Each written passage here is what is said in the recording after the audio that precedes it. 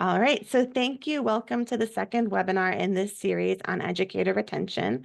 This webinar specifically focuses on new teacher experience and onboarding.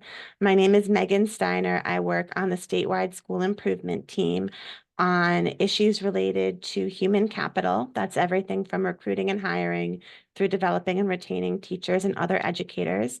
And we have here two experts who will be speaking with us today about retention. And with that, I will hand it over to Craig. Good afternoon, everyone. My name's Craig Chin. I'm with USHCA, and I'm joined by my colleague, Jody Spolar.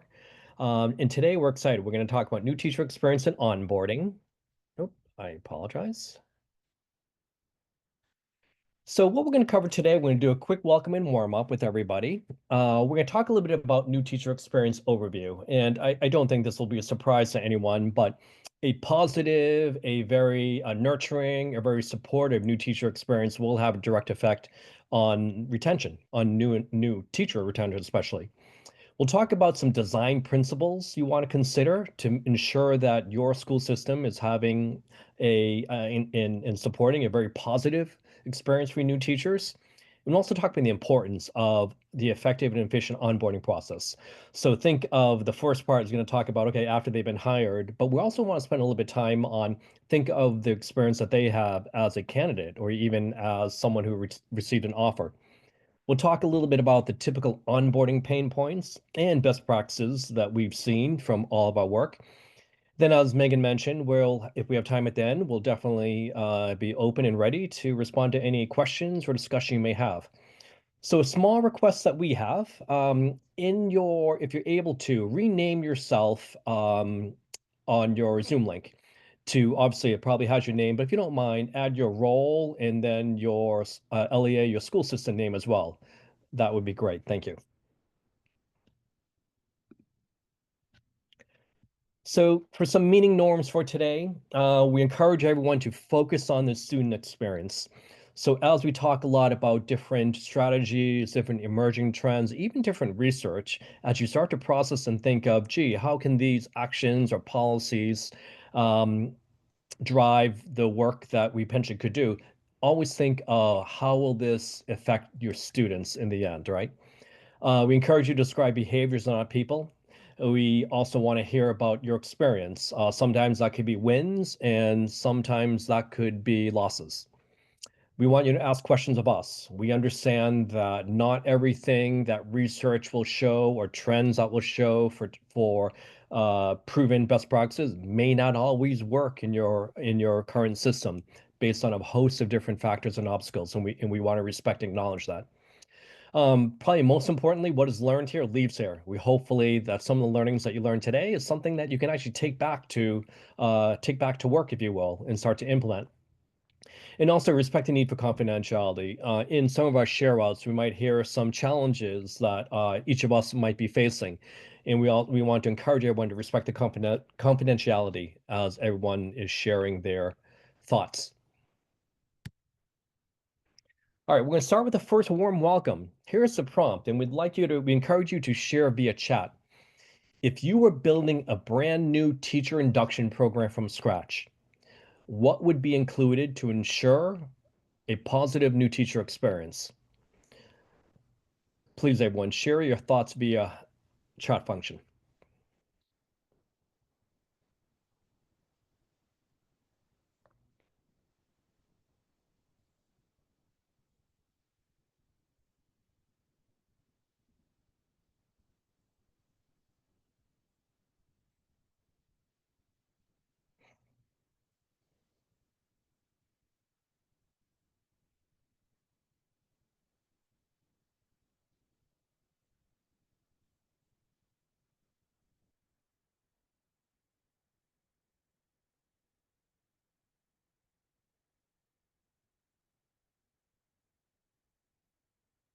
Thank you. A few comments are coming in. Please, these are great. A few shout outs to mentoring, which is obviously critical. We also, Benjamin, thank you for sharing, sort of gaining insights from recent hires, really getting their feedback. And we definitely will talk a little bit more about that.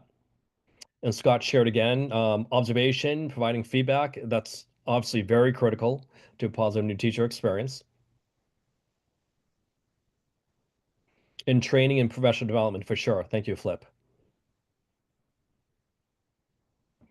All right, I'm sure others will be trickling in, but I want you to keep these things in mind as we spend our time together this afternoon. So this is a framework that if you're part of our last webinar, this is a framework that we use that mirrors the employee life cycle. You can see at starting at 1 o'clock, it's all the work around how can we start to get folks excited and interested about potentially working in your particular school system, around pipeline development, how you're recruiting them. Then it moves into after folks have sort of raised their hand and said, I am interested, and they complete an application. What is the selection and hiring process? Workforce alignment is all the work that's being done or that should be being done around how can we get our best teachers to where we need them the most. Career management and retention sort of go hand in hand, but the idea is that, right, what are the things that we can do to keep folks around? What are things we can do to get folks excited that maybe not everyone wants to follow the path to become a teacher, then become an administrator, and then become a school leader, if you will. Some folks may want to keep, if you will, a foot in the classroom to keep working with kids. So what can we do for folks that are interested in sort of different pathways like that? Compensation and benefits is definitely an important lever to keep and motivate your staff. In this concept of principals as human capital leaders, our thinking here is not that we expect principals to do more work, but what can be done to best support principals, because as research will show, the principal has a oversized influence on not only who decides to come to work for that particular person, but who decides to stay. So we know that they have a huge influence around human capital and the quality of their workforce. So they're definitely an important piece. All of these pieces are centered around the middle, which is educator quality.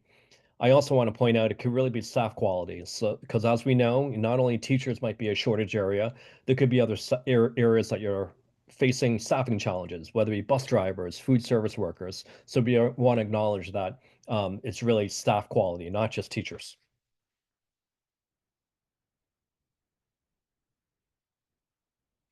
All right, I'm going to hand this over to Jody to take you to the next section.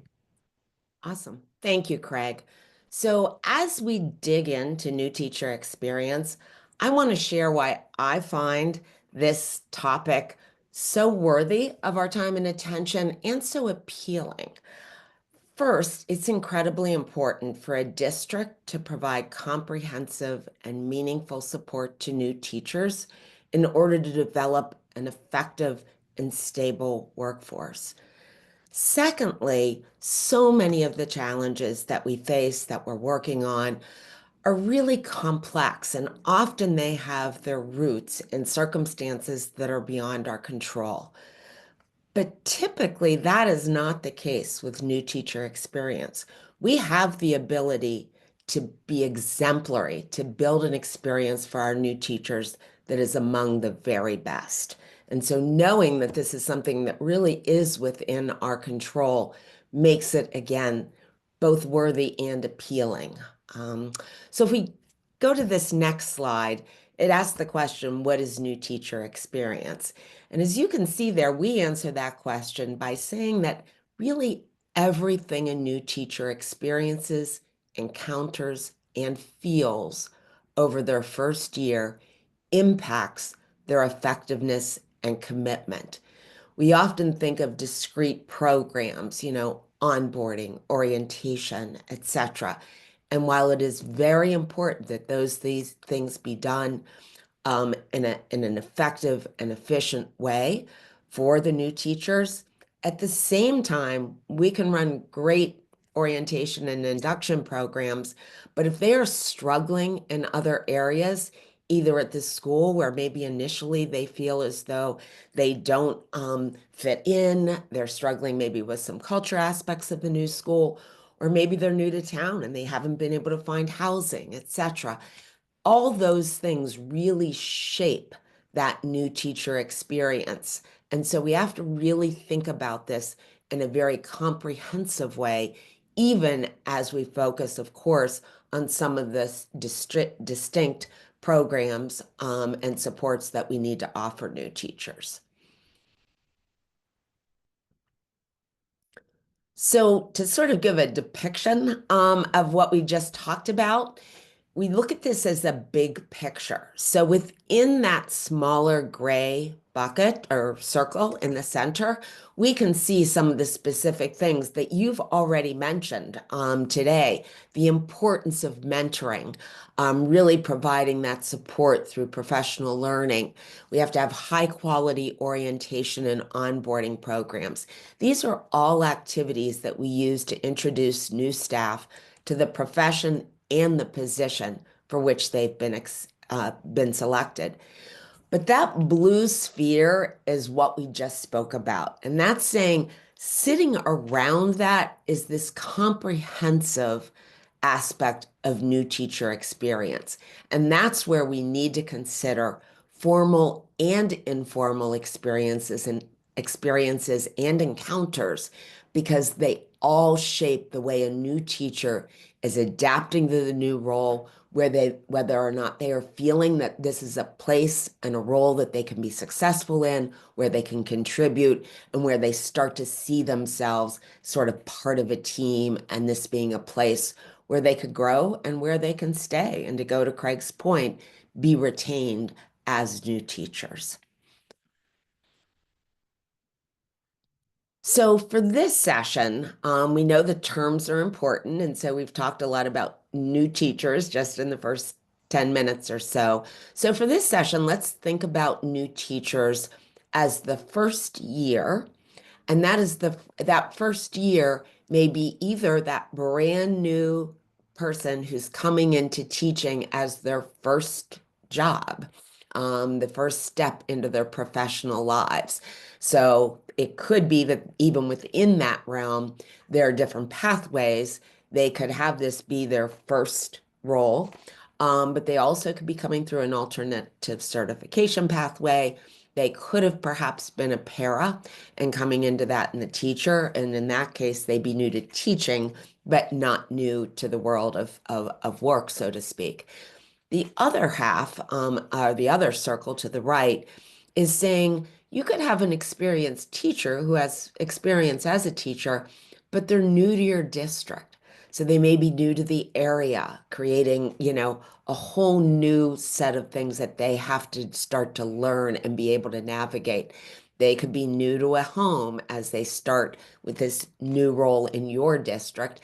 And there's a different context in every district. And so making certain that we acclimate even those that have been teachers before to the specific context and culture, practices, policies of your district, that's equally important. So for this session, we are going to think about that as this first year in your district, but recognizing that within that, there are a lot of unique circumstances, and you really need to be responsive to each unique circumstance that every new teacher really presents. I will also add that while we are defining this in this way for this session, we do know that new teacher experience really does need to extend through at least years 3 and often even 5 when we're linking this to retention, because we know that we are losing new teachers even as they move past the first year into the third year. We're seeing that there is attrition that has been rising over the last several years of those early career teachers. So with that, we're going to focus on the first year, but know that we really need to be attentive to these teachers even as they move past that first year. So the New Teacher Center used comprehensive survey data to give this depiction of attitudes toward teaching in the first year, as we've defined it. And so this shows basically that, new teachers come in August or September, and they are excited, and often music is playing when the orientation program's going on or whatever. There's a lot of vibes, a lot of outreach, people wrapping their arms around them, etc. There's a lot of excitement there. But once that sort of moves away to some degree, oftentimes they get into sort of that survival mode in the fall. And what the survey data really showed was that often around the holidays, as you head into winter break, there can really be that disillusionment or real negative self-talk could be happening with new teachers. They really wonder if this is for them. The struggles feel very real, etc. And then often that attitude starts to improve as they get back and really start to feel like, oh, I get it now, and some routines start to fall in place. And hopefully, and for many of them, they really end that first year feeling like, I don't know that I'd want to do that again. But I do feel as though, I'm now stepping into something where I really can be successful. So I want to stop there and ask you to share whether or not this graphic here matches what you've seen with some of your new teachers. Certainly, if we have any school leaders who have joined us today, you're very close to those new teachers at the school level. Is this what you're seeing? And those of you who are in central office in HR, as you think about the new teachers that you either hear about or directly interact with, are you seeing this kind of a pattern? And it would be wonderful if one or two of you would come off mute and share whether or not this graphic resonates with you with regard to what you're seeing with your new teachers.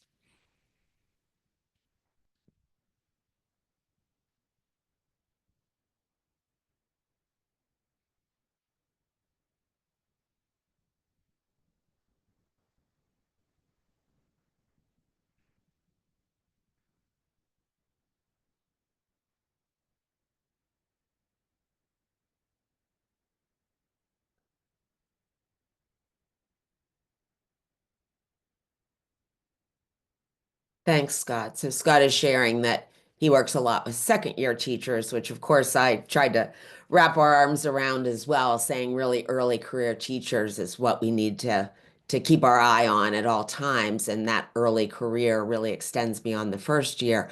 But in working with second year teachers, he's suggesting that it really does remain a pattern in year two as well, which is not surprising. Teaching isn't learned in 1 year or 10 months. We know it takes time over those first several years. So thanks, Scott, for that. Um, you know, we like this graphic because we think it can inform some significant inflection points in terms of how you're supporting new teachers.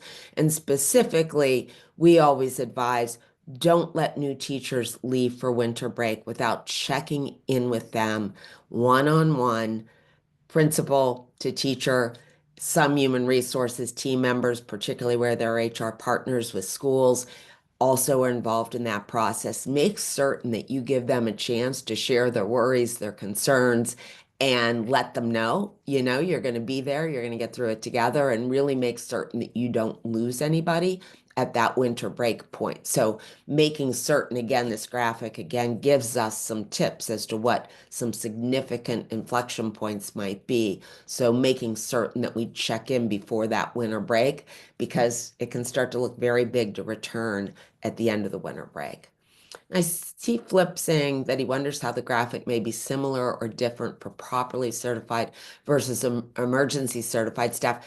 It's such a good point, Flip, because we know that while all new teachers come in with needs for support, it is often very true that those who are emergency certified or even those who are career changers, maybe with that emergency cert, they may not have, yet acquired the tools to really deliver instruction. They may know, their content very well, but managing students in a classroom can perhaps be particularly overwhelming in the fall months of the school year when they start. So, Flip, I wonder the same thing as well. I don't know from this data if they were able to sort that out, but I think it's something we could be attentive to, really recognizing that probably certain groups of new teachers are particularly vulnerable to feeling overwhelmed, particularly in the first part of that first year. Jody, I also want to add, I'm sure a lot of us are experiencing the same thing where not only is your supply changing, but your hiring of teachers might be less seasonal and maybe a year-round sort of phenomenon.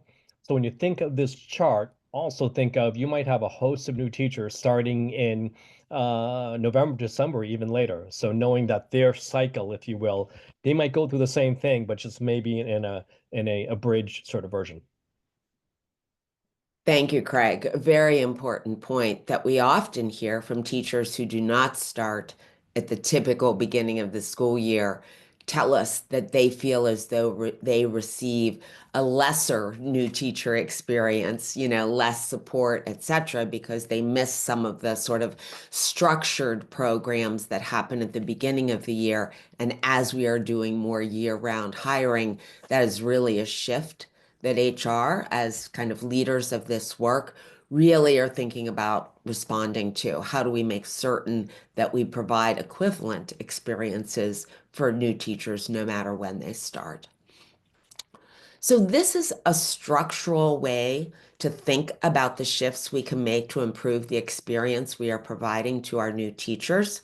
So on the left-hand side, we try to describe what a district-centric new teacher experience, the characteristics of it when it's district-centric. And then on the right-hand side, what it looks like when we really position our work around a teacher-centric new teacher experience. So there's sort of this done two teachers, done four teachers, that kind of feeling. And how do you and your team really think about reflecting on, are we doing this two teachers? Or is it really something where we're in service of teachers? And so you can see those characteristics on the left-hand side. It can feel fragmented, standalone, discrete activities. It can feel very standardized, one size fits all. Always happens at the start of the school year, to the point we were just making about being more fluid now. And very siloed tasks. Maybe each department reaches out in some kind of way, and perhaps not very efficient, or a focus on efficiency. On the right-hand side is teacher-centric. Those are things that are done, excuse me.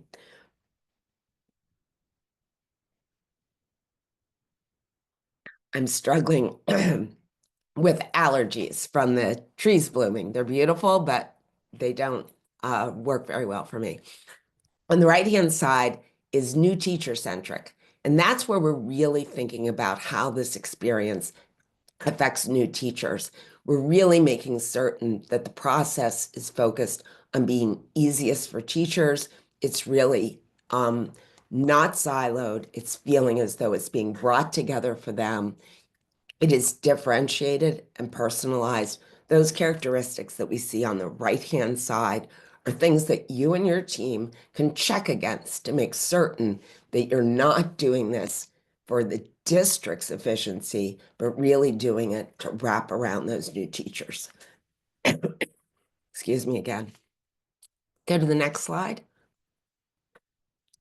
So this is a depiction of the key players in new teacher experience. And as it says here, there's joint ownership.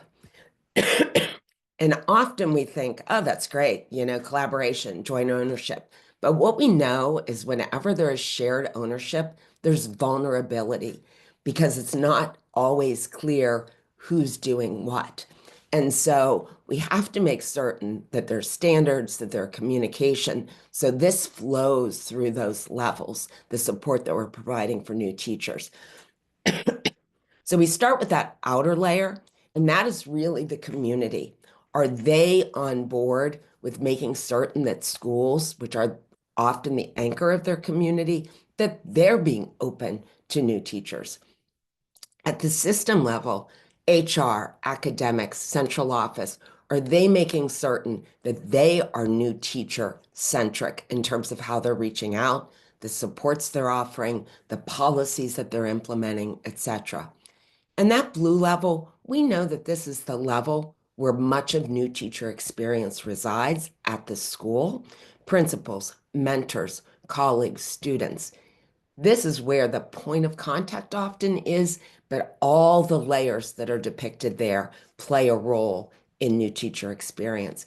And finally, we don't forget about the individual teacher, because it's important that they feel that they are in a school in a district where they can express what they need and ask for help. And so making certain that we're creating that kind of an atmosphere for our new teachers so that they can express what they need, the meaningful support that they need, that's important as well. Sorry. So HR plays an important connector role in new teacher experience. These are the elements that we just looked at on the previous slide, but HR really impacts that experience through all those elements and all those roles. They're a connector, if you will, making certain that each of those is working separately, but also comprehensively. When we say that they are the owner of new teacher experience, we think of HR as the owner. That doesn't necessarily mean that they have the largest impact on new teachers. Often that is the school leader or those at the school level where the teacher is, but they are the ones that have to make certain that the supports are flowing, people are communicating, and that there really is this comprehensive feel to the new teacher support. So this is just a reflection moment. Oftentimes, as we said, when there's shared ownership of something, people get blurry about what's my exact role, what am I accountable to? So I would love to see in the chat the role you play in the new teacher experience. If you just be willing to share that in the chat, I think it really starts to tease out the role that each person in a district plays with regard to new teacher experience. So I'd love to see some things in the chat.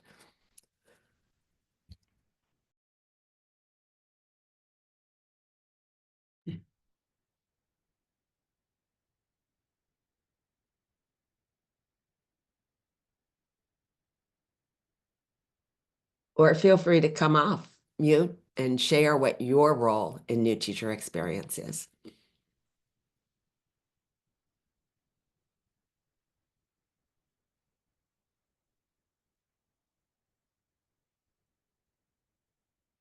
Awesome. Thanks again, Scott, saying that you facilitate that second year experience, which we're really appreciating. Second year is so important because that's where, teachers really sink in and decide whether or not this is a place where they can contribute and be successful. So you're saying that with those new educators, you're supporting that first year experience from the very beginning of the year through ongoing professional learning. Thanks. Very, very key to make certain that they're feeling they have that resource of professional learning, meeting the needs that they have. Anyone else with a reflection on new teacher experience? Again, on the role that they play in new teacher experience. It's something that, again, HR, I think, when they have an opportunity, either with principal meetings or at central office meetings, making certain that they are elevating the importance of every aspect of the district, being attentive to what they can do to support new teachers coming into the district and new to the profession. Thanks, Benjamin, saying that you don't work directly with new hires, but again, recognizing that you set tone, expectations, and culture that new team members throughout the district need to be onboarded to and accustomed to. High standards and expectations, absolutely. Yeah, yeah. And I love that last sentence. The less intentional we are, the easier it is for staff members to fall through the cracks.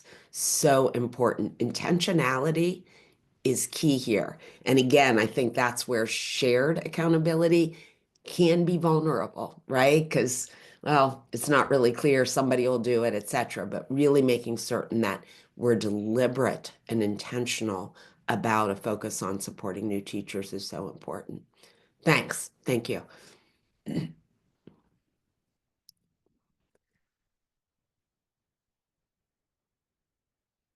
So we've talked about roles and accountability, but we want now to go over 3 design principles that districts can use to really evaluate their new teacher experience. And so when we think about a framework that we can again sort of work against in terms of assessing our new teacher experience, we find that there are three important design elements: being supportive, so that new teachers receive services and supports to help them learn and grow.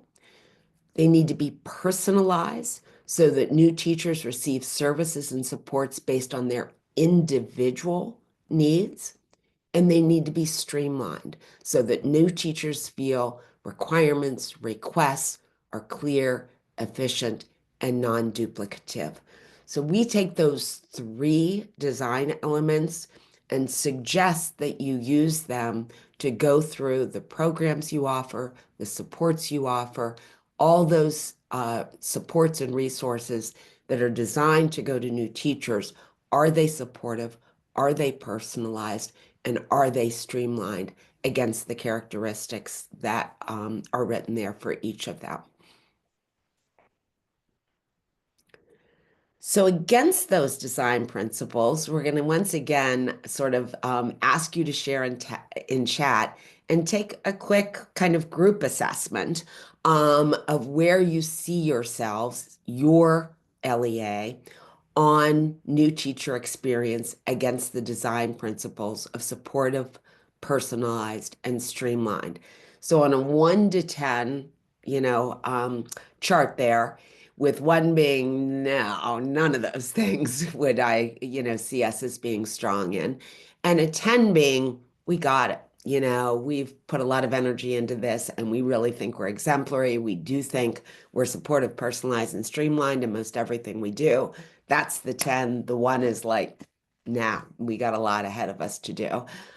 So put in the chat on that 1 to 10 scale where you think your LEA is. And actually, I didn't frame that correctly. I'm going to ask you to consider yourself a new teacher in your LEA. So stand in the shoes of a new teacher this year in your LEA, and what would they say about the new teacher experience that they've had on that 1 to 10 scale?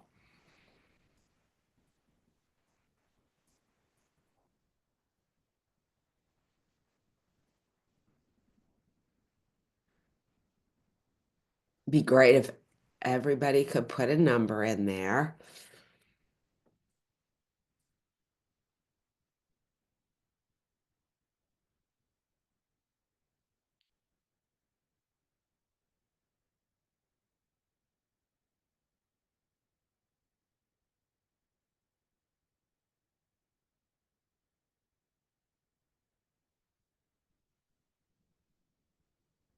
Awesome. Appreciate everybody participating.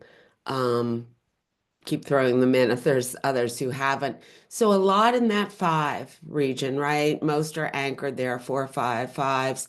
Um, in many ways that is, probably a good place to be, in the sense that it's not like it's broken, right? You've got some really good things in place. You're feeling as though, you're attentive to these things, and you're really seeing as though, yeah, we have the right framing maybe for this, but we're not at that exemplary place yet. And so really challenging yourselves to say, okay, what really takes us to that next level? How's our LEA known for being a great place for new teachers to start their career, particularly in times where it's hard to recruit teachers?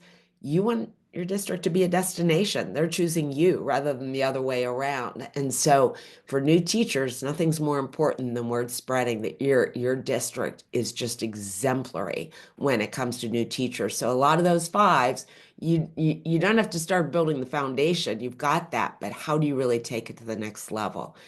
And Scott, saying you're recognizing the supportive and streamlined, but you see opportunities to grow in the personalized area, differentiating by level, school level, elementary and secondary, but not really maybe digging to the individual or personal level. Is that person new to the city you're in, or new to uh, coming through an alternative pathway, etc. So paying more attention to the individual and really understanding their personal needs is important. Cool. Thank you. So again, we really identify HR as the owner of new teacher experience. But again, as we've said, much of this really plays out at the school level. And so making certain that HR is playing an important role in supporting the new teacher experience at the school level.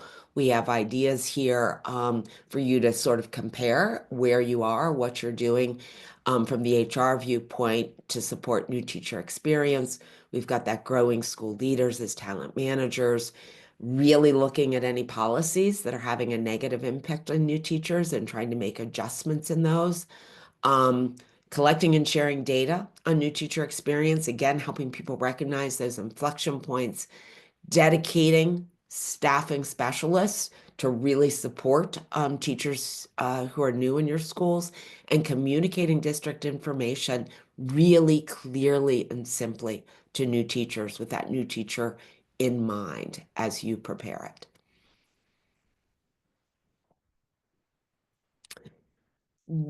Last slide here before I turn it back over to Craig.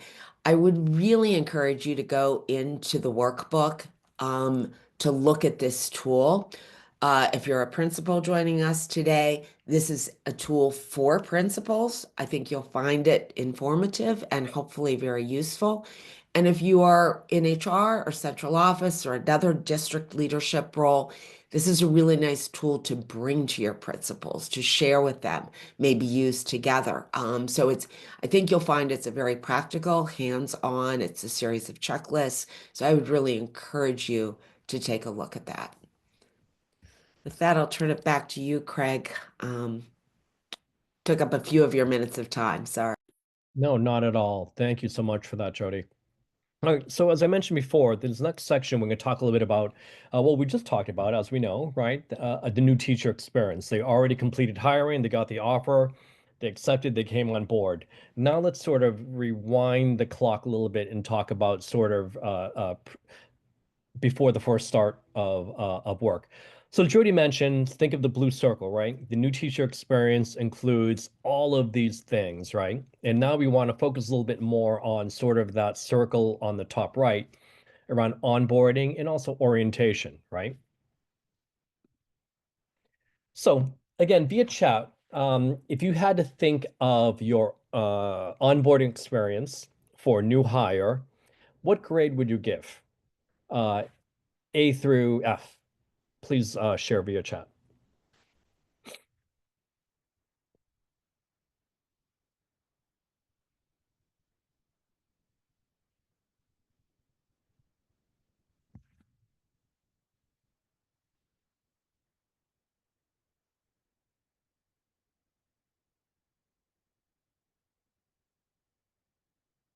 Thank you, Maria. Flip, when you said 5, I'm gonna assume that's sort of middle of the road when you're using the 1 to 10 scale, which is totally fine.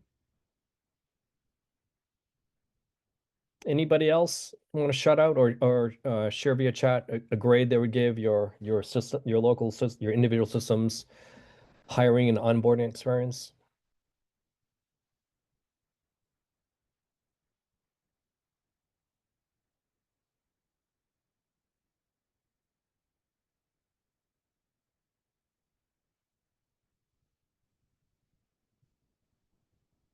Thank you, Benjamin. I appreciate that. Appreciate your honesty there.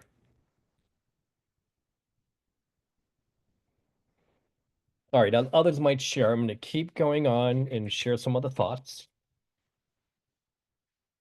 So why focus on onboarding? Think of this as sort of the employees or candidate, for that matter, first impression.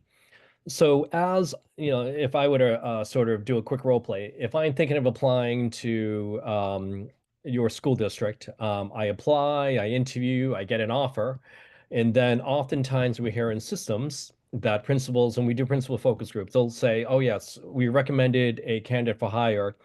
Then it goes sort of into this black hole process, right? That we don't know what happens. And if the processes are too delayed or cumbersome or slow, they run the risk of losing a candidate because the candidate might get frustrated, the hiring manager might get frustrated. and neither of them really knows what's going on, right? So just think of that from the employee perspective. Having that positive first impression gets them excited, right? And makes them think of, okay, great, if that process is really smooth, I can't wait to show up in my building because it should also, hopefully the momentum will continue. Also think of the importance of building the foundation for later engagement. If I have that positive experience, later on, I know that, gee, I have a trusted partner in HR, or a trusted partner in whomever helped me get hired. They feel there's a insider, if you will, that they can go to for information around HR or even career management or other things like that. Onboarding also helps to address typical HR pain points, which we'll talk about in a few slides from now. It also builds confidence for broader human capital work. And what we mean by that is sometimes when we work with other LEAs, then we'll propose something to principals to get their feedback. Hey, HR is thinking of launching this new induction program or this new grow your own program or something new in order to sort of address teacher shortage or other challenges they have. And some principals will push back. And the reason why they're pushing back is sometimes they see, gee, I don't need HR doing additional things when then they can't get the basic things right. So if you can start to get this, if I dare call it transactional work or the onboarding or the hiring work, both efficient and also from a positive experience for candidates and hiring managers, then it also builds confidence in other stakeholders to say, yep, HR is doing a pretty good job. Now I really would like them to see to push the envelope even further to take on something either more innovative or new. So this is a concept, or this is a framework that we borrowed from SHRM. So they talk about the purpose of onboarding from the 4 C's, and I'm gonna start at the bottom and go up if it's okay. So compliance, and these are things like background check, fingerprinting, other things that one could argue that, yeah, majority, if not 99% of our folks actually pass these. It doesn't provide a lot of information on whether they're going to be a high quality employee, but these are things we have to do, right? So we would argue that the more you can do that as painless or as efficient as possible is definitely sort of the way to take on the things at the bottom of the triangle. Now, moving up, clarification. These are the things to make sure that uh, candidates or new hires are fully aware of what they're getting into. And I know there's research that will show that in the first 90 days, and this is not specific to education, by the way, in the first 90 days, the majority of folks who do leave a new job is because the actual job doesn't meet what they thought it was going to be. So the one thing that we talk about a lot when we do work with school leaders and school systems is that when you are marketing, when you are describing a certain opportunity, to be upfront. You don't want to paint the picture of a perfect schoolhouse that everything is sort of the Garden of Eden, if you will. You definitely want to paint a picture of the real challenges that, the new employee may encounter, and more importantly, to address, okay, but here are the supports and here are the things that we'll provide in order to address those um, less than stellar, if you will, examples. Culture, I think, speaks for itself. Not only will culture drive retention, but culture also will provide that new employee a sense of sort of what the organizational norms are. And to be honest with you, culture can vary by school. We understand that. Yeah, if you're a small school system, small LEA, you might have sort of a culture in that regard. But as you get to sort of a little bit larger system, you tend to have maybe differing cultures by school. And a lot of that is driven by the type of staff you have. You might have a school that's full of veteran teachers versus a school that has a lot of new teachers. And obviously, because of that, the culture may change. I remember a principal that we recently interacted with in Florida talked about when she started in a new school, she realized that this wasn't a baby shower school. And what she meant by that was she had a lot of veteran teachers. So a lot of it was around retirement, that was a lot of the celebration and unfortunately loss of life of loved ones. And then over time, as the makeup of her staff changed, it did become a baby shower school. But with the baby shower school, she would just describe it, a lot of times that her staff may have to miss work because they're taking care of, the unknown things that our kids go through, right? And then connection at the top of the triangle. I think this is critical. Connection not only with their future boss, connection not only with the mentor, as number of us mentioned, the critical role of a great mentor can play, but it's also informal connections too. Yeah, I might have a formal mentor. I might be in a system that has an official 2-year program of induction support. But whether you're 2 years or an official program of one, there are still other informal things that could be provided. Some places we hear call it a buddy teacher, right? That might not be an official mentor, but someone that a new teacher could go to just to answer, very simple questions like, gee, how do I access the system to take attendance or something like that, right? Or how do I log in to use the network printer, things like that, right? Sometimes just having that someone they can go to can be hugely important. So from a lot of the research and a lot of the work that we've been doing, here are the typical pain points that we see from a new teacher's perspective. Forms, forms, forms. And what we mean by that is, some systems out there are still using some paper-based forms. And sometimes, and I recall this is years ago, but when I started in the district, I remember going through onboarding, and I think I got a 20-page paper packet. I think I put my name and some combination of my name, my address, and other personal information on maybe 75% of them. So I kept putting the same information. I'm thinking, gee, it would be great if I could enter this once and it would sort of take care of itself across everywhere that's needed. And I remember also doing a wet signature on many different forms. Time. This could be wait times. It could also be how long does it take for me to complete these different steps. And we also want to acknowledge that whether it's background check, there are going to be things beyond your control, and we totally understand that. At the same time, we would try to encourage everyone to try to measure the things that are within their control versus things that are being handled by a third party, if you will. Technology. What we mean by this is not the existence of or lack thereof, but more a lot of times we see hiring is defined as, okay, you got your background check done, you're ready to get on payroll. Jody, you're ready to show up to a school now. And what ends up happening is when you actually show up to the school, you may not have a badge, you may not have systems access. So what you're finding is, I can't even take attendance. I can't even get into the system to print. I can't even get into the building, right? So there are other things that go beyond hiring that, be honest with you, HR might not own some of those things, and we understand, but those are important things as part of the onboarding experience.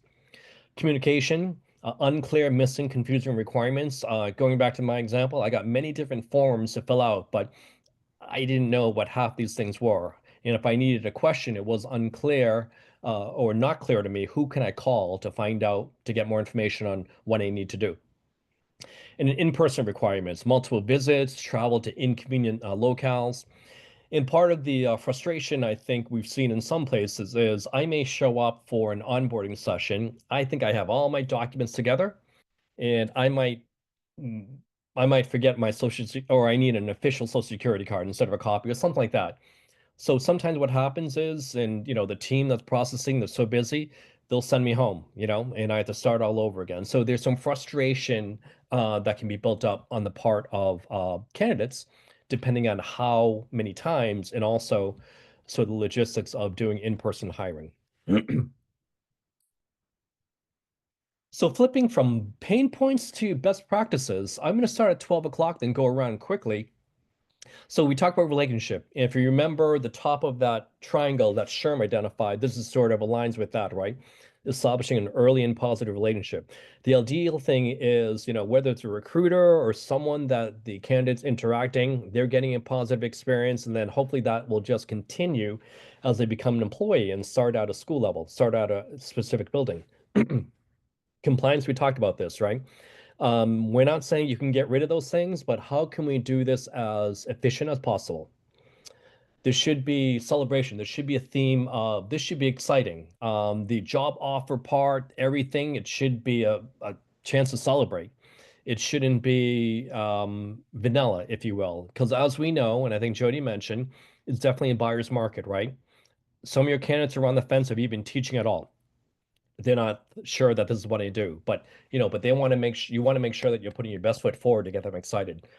Time, number in person visit. No, it's not only the number of times you're asking them to come in, but also what's the processing time? How can you minimize that and make that as most efficient as possible? Connecting, so much a relationship part, but communicating what's next. Also, like during their hiring and recruiting process, being upfront about what their supports they're gonna receive as a new teacher. Even maybe talking about more the longer term trajectory in career developments or career ladder opportunities, right? That go beyond the first year. Automation, it's amazing some of the technology that's being done today with hiring, and we see some places have a fully electronic hiring process where in-person requirements are actually removed. And if they are bringing them in person, they're really maximizing that time to really do true induction as opposed to completing forms and things like that. Measuring, I alluded to this before, but we would encourage you to try to track and measure the parts of your process that are in your control. And then also by measuring the parts that are out of your control, you'll have a better sense on what cycle times can be reduced or not. Because some things, you might not be able to move at all, but there are other things we would argue that you probably can impact.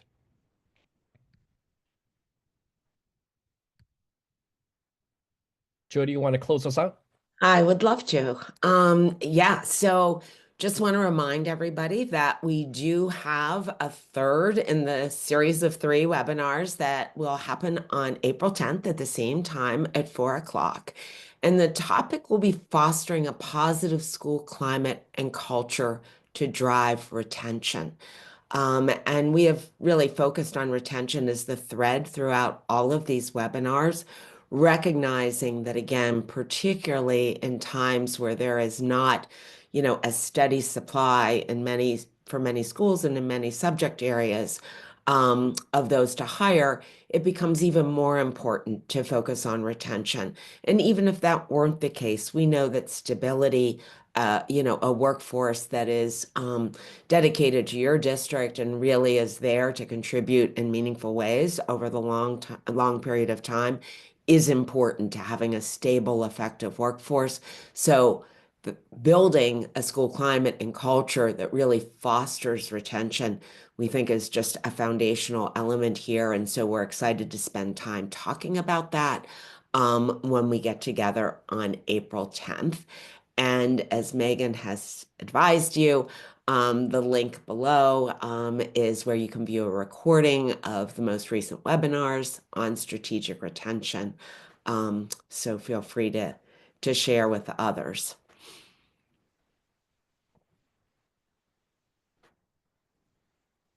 And also before you go, we request that you fill out a very brief survey at this link here.